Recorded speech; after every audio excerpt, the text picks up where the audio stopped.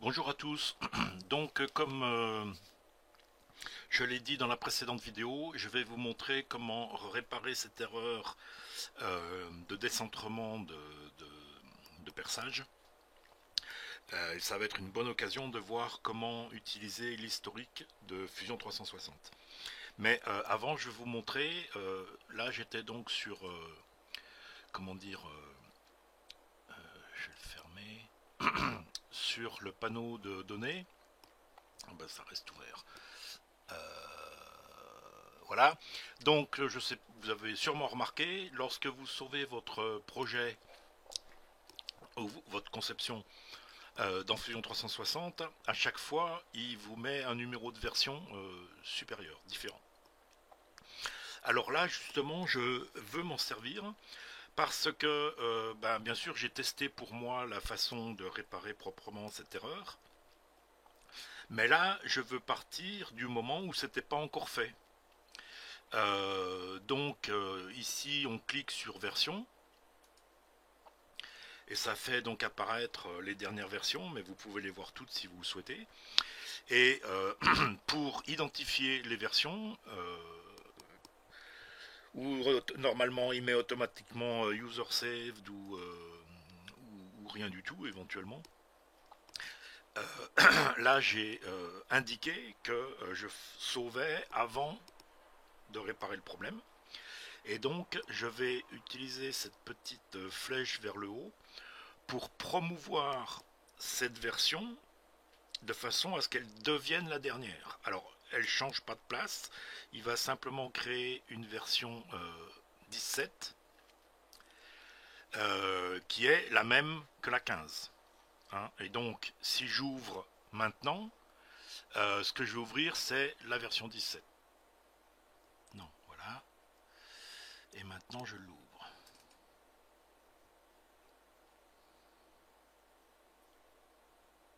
Voilà. Alors, je vais vérifier. A priori, ça devrait être la version qu'on veut. On va quand même vérifier qu'on a bien ce problème de centrage.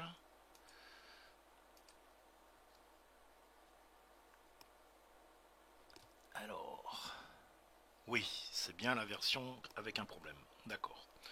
Donc c'est ce que je voulais. Alors on peut revenir comme ça. Donc la façon de faire, c'est que on va utiliser l'historique.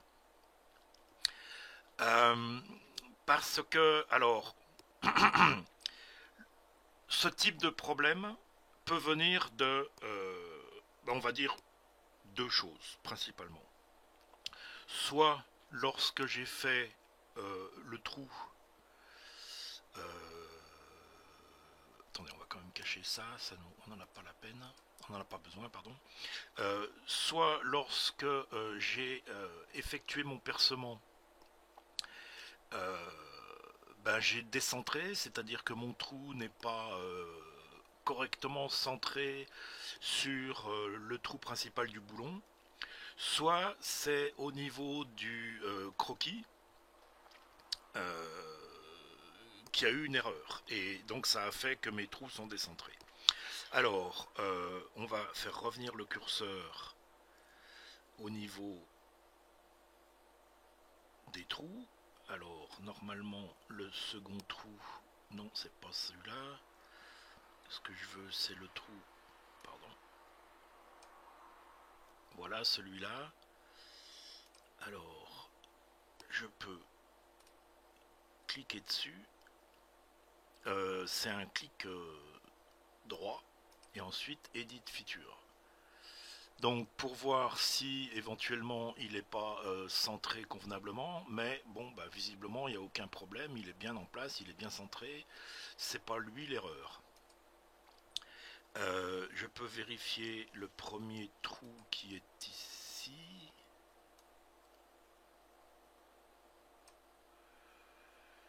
Donc celui-ci, on va faire la même chose, Edit fonctionnalité, Edit feature. Et là non plus, aucun problème, il est parfaitement bien centré sur le trou original, donc l'erreur ne vient pas de là. Par contre, ici, on voit quand même assez clairement que le centre est à, il me le dit là, 7,30 du bord, et de l'autre côté, alors je sais pas s'il va vouloir me le dire, mais j'allais dire à l'œil, on voit que, bah, en fait, on n'est pas centré entre nos deux lignes parallèles, nos deux lignes droites. Donc, bah, il y a toutes les chances que ça vienne bien du croquis de départ. Donc, eh ben, on retourne au niveau du croquis de départ, donc avant l'extrusion, hein, en déplaçant le curseur de l'historique ici. Et je me positionne donc sur ce dessin et je vais lui dire que je veux l'éditer. Pourquoi je ne peux pas le faire là directement? Edit sketch, voilà. Voilà. Et là, je me rends compte, si on zoome back un petit peu, que je n'avais pas fait, je n'avais pas prêté suffisamment attention.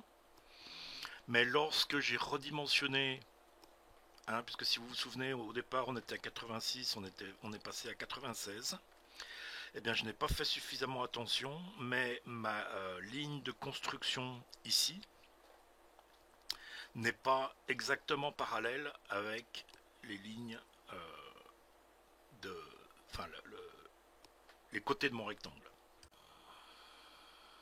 Donc on va lui dire que ça doit être horizontal. Bon. Alors comme c'est concentrique avec mon rectangle, si je redéplace ça pour le mettre au milieu,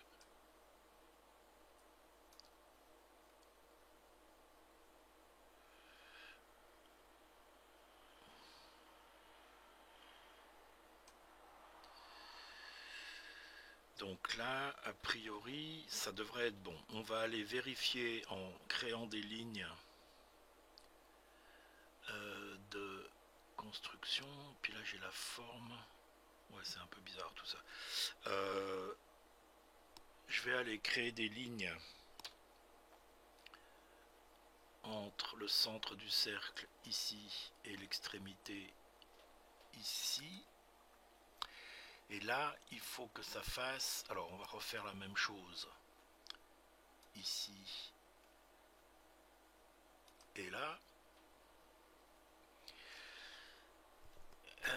On va aller utiliser dimension donc de cette ligne là. Et ça doit faire 8 mm. Hein, puisqu'on a 80 mm de centre à centre, on va aller tout de suite le faire. Voilà. Ok. Alors là, le message qui vient de me dire, je suis peut-être allé un peu vite, il me dit que si j'ajoute une dimension ici, ça va contraindre le croquis, c'est-à-dire que là, c'est déjà une dimension qui a été donnée. Donc là, c'est une valeur en lecture, c'est-à-dire que je ne peux pas aller modifier ce 80, parce que la dimension est donnée par ailleurs. C'est juste une indication visuelle. C'est pas une, comment dire, une dimension où si je modifie la dimension, ça va effectivement aller changer le sketch. Alors, on va refaire cette histoire de dimension ici. Et là, ça me dit déjà 8 mm, donc c'est très bien. Donc maintenant, je sais que mes trous sont... enfin, oui, c'est ça, sont à égale distance de chaque côté, c'est bien ce que je veux. Que ma... comment dire, ligne centrale est bien horizontale. Et donc, a priori, mon croquis a été réparé. Je vais juste aller indiquer, alors on fait escape pour sortir de dimension. Je vais cliquer sur ces lignes que je viens d'ajouter, puis appuyer sur X pour dire que c'est des lignes de construction. Et voilà, mon croquis est réparé et est comme il aurait dû être au départ. Donc maintenant, c'est un petit peu là que la magie de Fusion 360 va entrer en jeu. Alors il faut d'abord que j'arrête le sketch. Et je vais déplacer, alors je le fais lentement pour bien montrer, mais je pourrais aller directement à la fin, le résultat serait exactement le même. Donc je repasse dans mon extrusion, et on s'aperçoit que mes trous sont à la bonne place. Vous affolez pas pour la perspective. On va effacer le sketch parce que voilà.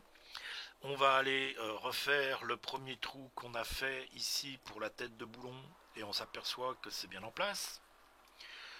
On refait la deuxième trou pour la tête de boulon, on refait le premier trou pour le roulement, qui est donc par-dessous. On refait donc le dernier trou pour la tête de roulement. Notre plan de séparation, on le refait, là on le voit pas, mais c'est fait. Le deuxième sketch qu'on avait fait, qui est au milieu, là on va aller le regarder pour s'apercevoir que comment dire, il est bien à la position où il devrait être et que toutes mes dimensions sont correctes après cette modification du croquis de départ. Mon premier revolve, il est fait. Mon deuxième revolve, il est fait. Et on s'aperçoit que c'est bien centré correctement comme ça aurait dû l'être au début. Et ensuite l'assemblage de mes corps c'est fait. Et ce dernier revolve, il est trop, on n'en a pas besoin en fait. Et on va le supprimer. Voilà. Donc on se retrouve euh, avec cette erreur propre, réparée, en ayant simplement modifié le croquis de départ et toutes les opérations qui en découlent, comme elles sont liées au centre des trous, etc., et ben, tout est centré, tout est bon. C'est fait, on peut aller vérifier, de voir que j'ai bien mes trous exactement centrés sur mes inserts laitons de chaque côté. Et on peut éventuellement aller voir ce que ça donne avec une vue en coupe. On va faire inspect, section analysis sur cette face. On rentre de...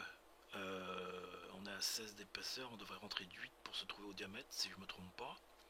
Donc on va faire moins 8. Voilà. Donc là on passe exactement par le diamètre des ouvertures qu'on a faites. Et on a bien notre barre proprement centrée sur mes inserts laitons, etc. etc. C'est bien ce que l'on souhaitait. C'est tout bon. Alors on fait cancel, on va pas garder cette coupe. Alors maintenant, parce que cette vidéo est surtout une vidéo pour montrer comment réparer une erreur et pas beaucoup plus, mais en même temps pour vous allécher un petit peu pour la suite, eh bien on va faire un premier joint articulé, qui est aussi quelque chose que par exemple vous ne pourrez pas faire avec SketchUp. Alors, est-ce que ma plaque latérale gauche... Alors voilà, je vais commencer par dire que ma plaque latérale gauche, qui est un peu la plaque et l'objet par lequel on a commencé et à partir duquel on continue à construire notre outil là, on va lui dire qu'on le fixe, c'est-à-dire que ground, bon évidemment il n'y a pas de sol, c'est pas par rapport au sol, mais on le fixe dans l'espace. Voilà. Donc on voit qu'il y a une petite punaise qui s'est mise sur l'icône de l'objet, enfin du composant, et ça veut dire que cet objet est fixé dans l'espace. Bien. Alors, maintenant, je vais donc aller créer une articulation. Alors, pour l'instant, il n'y a pas, comment dire, il n'y a pas le roulement, il n'y a pas le boulon, mais ça fait rien, ça fonctionnera exactement de la même façon et sur le même principe. Donc, ce que l'on va faire, c'est qu'on va faire assemble avec un joint. Alors, on assemble quoi? Alors, on va cacher pour l'instant notre barre de séparation. Donc, on assemble en fait le centre de notre insert laiton ici, et si possible le dessus. Voilà. Et on l'assemble avec. Alors maintenant, on va la cacher, mais on va montrer ça. On l'assemble avec ça. Ce qu'on veut, c'est Revolute, que ça tourne, et selon l'axe des Z, c'est-à-dire par rapport à vertical. Alors, maintenant que c'est fait, on va décacher notre plaque, et on va lui dire OK. Voilà. Donc là, maintenant, j'ai en fait un joint d'assemblage que je devrais voir par là,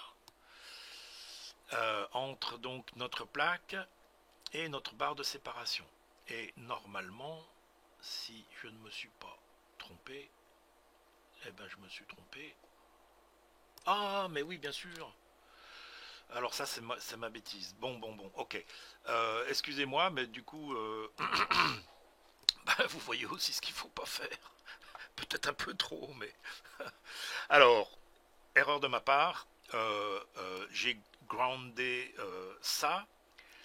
Mais ce que je n'ai pas fait, alors pour le coup, il faut, alors on va cacher cette barre de séparation, on va cacher ça aussi, et on va sélectionner ici tout l'ensemble,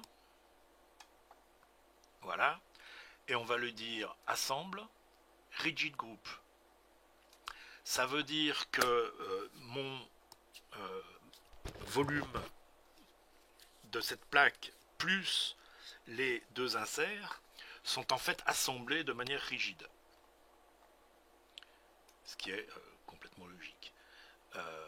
On va aussi aller faire la même chose ici, comme ça on n'oubliera pas. Voilà, assemble, rigid group. Ok, voilà. Alors, on recommence.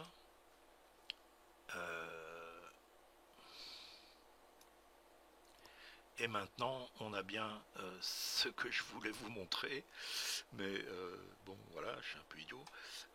Alors, ce n'est qu'un début, c'est juste pour peut-être mettre un peu l'eau à la bouche pour la suite. Mais vous voyez que, alors là, bon, c'est un peu de la triche, puisqu'il n'y a pas encore le roulement et le boulon, mais ça vous verrez, ça ne changera pas. Et donc ça fonctionne. Ça fonctionne même presque trop bien, puisque là, on peut aller faire tout le tour. Mais bon, c'est juste pour mettre un peu l'eau à la bouche pour la suite. C'est une fonction, comme je l'ai dit, qui n'existe, enfin, que par exemple, je pense que SketchUp n'a pas. Alors, go to home position, qui est 0, voilà, et on redevient parfaitement aligné. Bon, et bien voilà, c'est tout pour aujourd'hui. Abonnez-vous. Pour avoir la suite des vidéos lorsqu'elles paraîtront, allez voir mon site web, commentez, tout ça, ça me permet de savoir si ça fonctionne, si ça vous intéresse, et éventuellement, n'hésitez pas à me soumettre des idées si vous le souhaitez, aucun problème. À bientôt et merci.